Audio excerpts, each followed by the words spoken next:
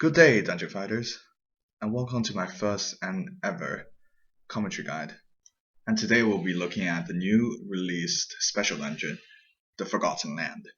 I'll walk you through the most basic concept of this dungeon and tell you exactly how to get to all 7 bosses. And now, the great transition.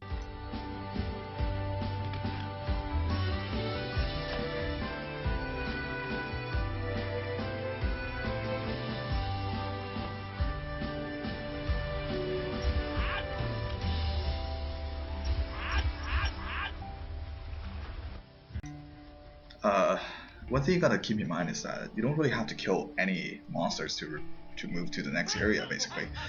The only monsters you have to kill, it's more beneficial to kill actually, is to kill these green names, which can give you keys to unlock all those boxes around the map.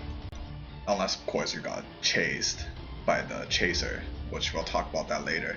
Right now, we're gonna go for the first objective, which is the Little Mermaid. You can find the Little Mermaid, well, you can see how I got here, so there's that. And once you free this Little Mermaid, you can go back to the where you spawned in the beginning, and she'll be there waiting for you.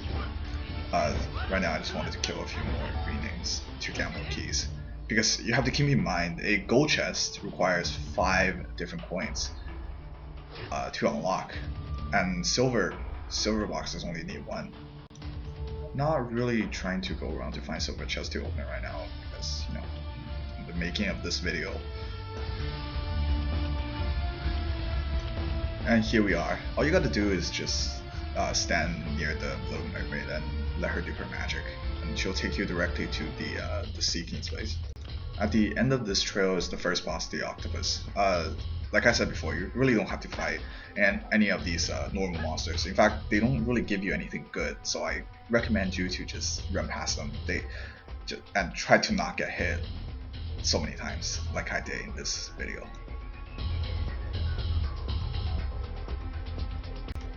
And here we are, the first boss. This was generally really easy for me, because I have all the CCs. Oh yes, one thing I forgot to mention is that all the bosses here have very little HP, but they don't tend to take very much damage. So what you want to do is have a lot of crowd control abilities to keep them in place. Well, if you don't have them, so it sucks to be you like that. Now, the reason why I didn't open the gold chest back there was because I didn't have enough keys, as you can see from the top left corner, top right corner. Yeah. However, the Seeking will give you 2 more keys, so you can take that and run back, as I did right now. Alright, I forgot to mention about the event that was going on. The Phantom Goblin, was it? So that thing appears once per day in this dungeon, and you have to find them using those radars that's dropped constantly on the ground. The way to find them is pretty straightforward. It's like a wild goose hunt.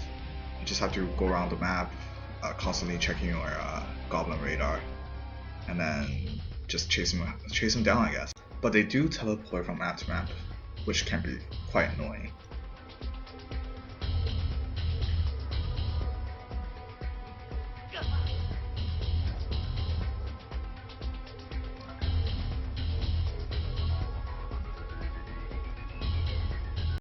Now we're done with this region. Well, all you gotta do is down this Little Mermaid again, and she'll take you directly back where you came from. And now, with the power of editing, we shall go to the next boss. Now for the next 2 bosses, what you need is to buy these 2 transformation potions, the Goblin transformation and the Mecha Tau transformation potion. You can buy at these NPCs. Sorry, I'm actually using a D-pad to play right now, so it's kind of bad. Now, you don't necessarily have to buy those off the NPC, because if you're playing for the first time, you obviously wouldn't have the resources to buy those potions. So what you want to do is come to around this area to farm the monsters here, and they have a chance to drop the potions that you want. Of course, you get the Goblin transformation by killing the goblins, and the Tau transformation potions by killing the Taus. Okay, now remember, don't ever get mixed up. You want to come to the top and use the Goblin potion, and don't use the Tau potion, because the guard right there won't let you in. See, I almost messed up there.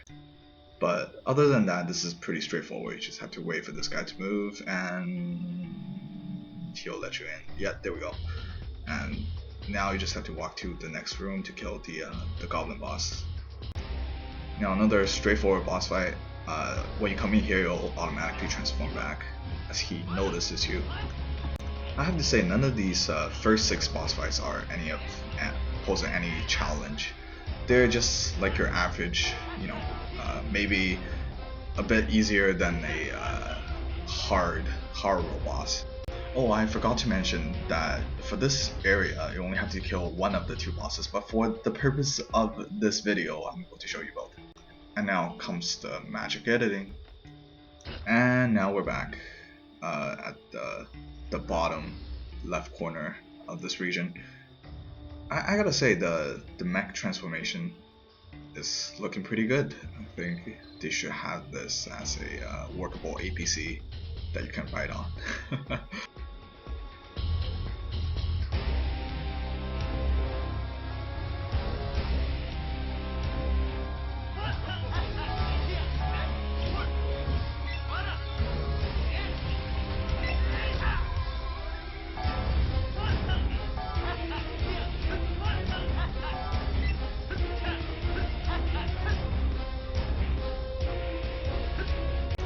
Wow, I actually didn't notice until I recorded this video. So apparently the goblin boss doesn't give you a gold chest, but the Tau boss give you one. So I guess if you're going for a treasure hunting and you want to save time, I guess you won't have to do this one instead of the both of them. Funny enough, I'm also on 4 keys again, so I just immediately killed the green name and came back for the gold chest that he dropped.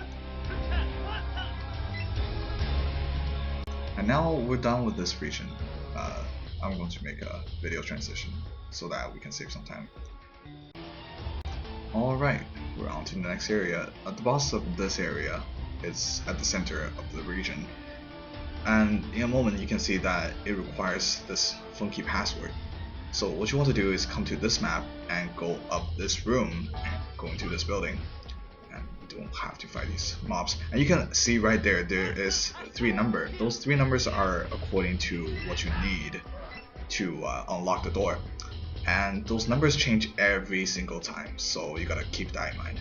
Now I'm going to do another video cut here because I tried to kill this chaser, which is completely killable, contrary to many beliefs, I guess, or not, I'm not sure, but I actually ran out of time. I didn't keep in mind the time that it requires. It has a lot of HP, and I'll show you a clip in this dungeon run to how to kill him later.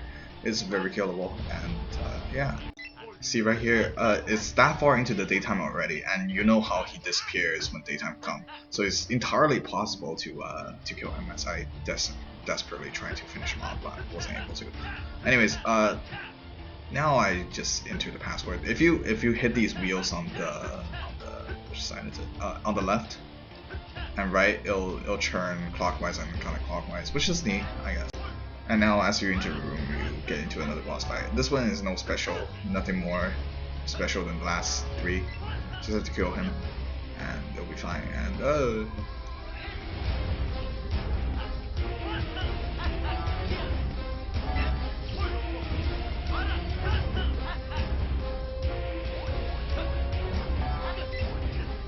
watch as I completely fail to dodge every single hit. Oh, fever time is nice actually. It greatly reduces your cooldown time and increases your movement speed and casting speed and stats and stuff like that. But it's pretty hard to get used to, as I tend to overrun.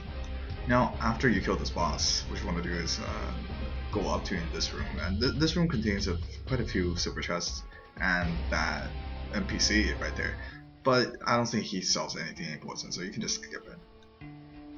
The next area is close enough, since I'm on fever time, I guess super speed. And then what you have to do is, there's no trick to this one. All you have to do is follow this ghost to the top and then to the left, and then kill the green name in that room, and yeah, this one. And then the boulder on that side, on the left side, will be removed, and you can have another region to discover. And the boss is in the end of that region, and then kill her, come out, As simple as that.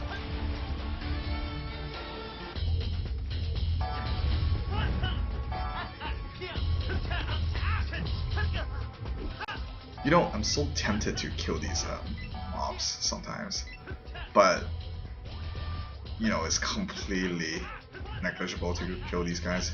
You don't have to kill these guys. They don't even give good EXP.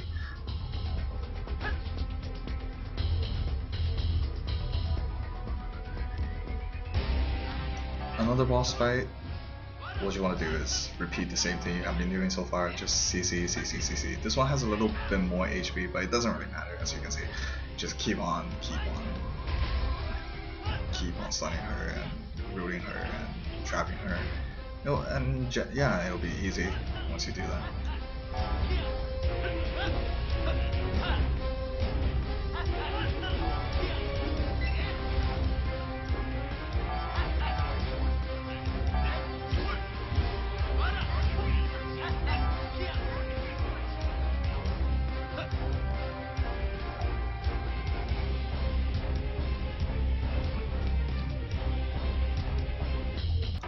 Now on to the next boss in the Stone Mountains.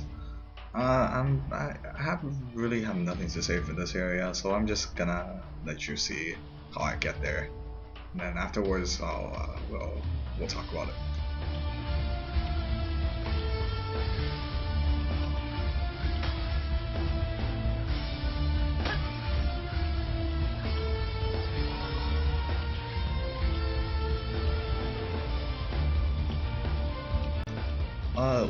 One thing you gotta keep in mind is that all these boss locations won't change even if you're running this dungeon more than once. For example, this boss will always be here, so just keep that in mind. And this boss is also one of the straightforward bosses. No trick to get in, and what you want to do is same method, CC, CC, and more CC. And after you kill this is the last boss.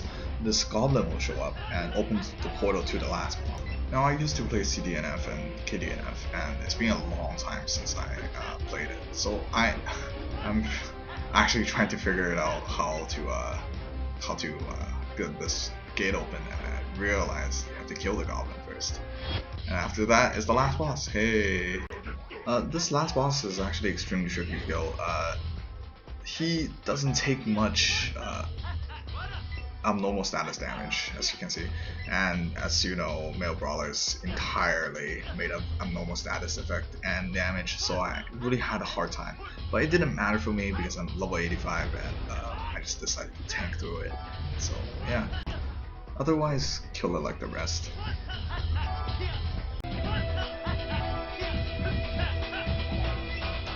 And yeah, that is the last boss. After you get this, yeah, that's it. Oh yeah, I'm going to show you a video of me killing the chaser after, so let's watch that, I guess.